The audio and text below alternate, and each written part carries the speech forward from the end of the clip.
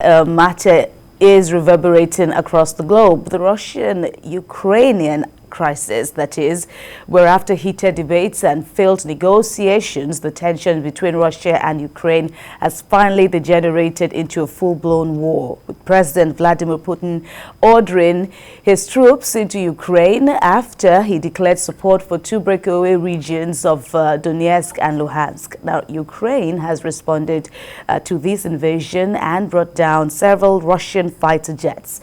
President Putin is angered by Ukraine's aspiration to join the North Atlantic Treaty Organization, that's NATO, and plans by some member countries to set up military training centers in Ukraine. So we have a common saying by the Yoruba people of southwest Nigeria, on our hands, that is, we only know how a war starts, no one knows how and when it will end. BKO, that's how we begin our conversation today. This is the full-blown crisis, as has rightly, been noted in introductory remarks.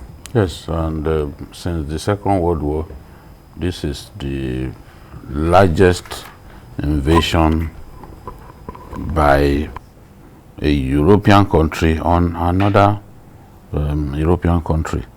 And Putin had denied repeatedly that he had plans to invade Ukraine, but within the diplomatic circles, he was not believed. Many people felt he would do it because he had done it before. In 2014, when the president, the Ukrainian leader who was seen as a puppet of Russia, was deposed, he invaded the country. Now he's done it again. He tends to see Ukraine as a vassal state of Russia. And even the 1994 treaty between Russia and Ukraine, indicating that Russia will continue to see Ukraine as an independent and sovereign state.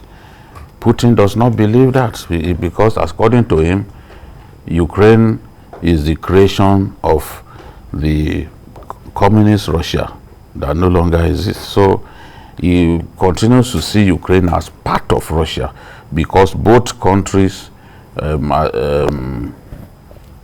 a lot in common. They have social and cultural things in common. So he does not want to see Ukraine join NATO, which is a 30-member alliance, and neither does he want to see them become part of the European Union. So this is the, if he can get firm and legal guarantees that Ukraine will not join NATO, or that Ukraine will not be part of the European Union, I'm sure he's going to withdraw his troops. But this, in my view, is an act of bullying that is similar to what Saddam Hussein did in 1990. Saddam continued to see Kuwait as part of the old Ottoman Empire, and to him it was like reuniting both countries when he annexed Kuwait at that time. It's the same way that Putin continues to see Ukraine, and there is the disproportionate in terms of military strength. This is not a contest between equals, so he can get away with this kind of aggression. Lekan Shote, what do you make of BKO's last statement that Russia can, looking at its internationally acclaimed might, that Russia can get away with it? Even before this invasion, there had been threats of sanctions from the US, the UK, and other super bodies now, warning Russia against this. We even understand that in UK, the ambassador, Russian ambassador, was called and given a word or two, condemning the Russian action. But what can be done to stop this bullying?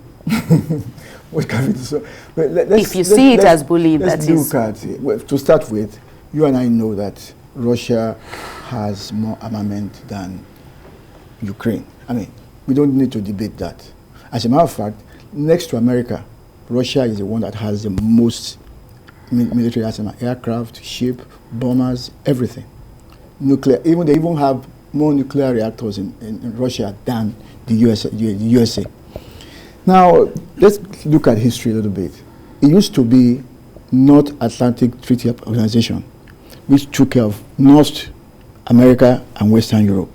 And then there was the Warsaw Pact, which is the communist countries led by Russia. As a matter of fact, Georgia was part of what was called USSR. Okay, so Georgia is a sphere of influence historically of Russia. That's one. Then two, there are Russians who are natives of Georgia. Okay, now see what happened. There's a lot of resources in Georgia. Now the Western countries are coming in. They want this country to be part of Eastern Europe, which means hopefully Georgia thinks that its economy will be much better. Now you could say, why not look up to Russia? I'm sure you have heard of the Nord Stream 2 pipeline. It could have passed through Georgia, and Georgia would have made about $12 billion every year from that right of way. You bypassed them, you went and sank the thing 1,270 kilometers under the sea to North Germany.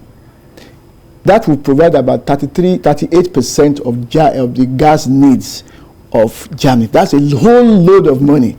If Russia had thought that, oh, you are part of the old Warsaw Pact nations, and you are still now a sphere of influence, let part of this pipeline pass through Georgia, and then you get some $12 billion. So this is what you think it's about? It's about survival. It's about... All right. Well, that said, that's not the main crux of our discussions today, but it's good that at least, we've had a say or two, however brief the time allotted to us for this discussion is. We'll continue to monitor the situation on this Russian-Ukrainian crisis now, especially where the rest of the world is concerned, Nigeria inclusive.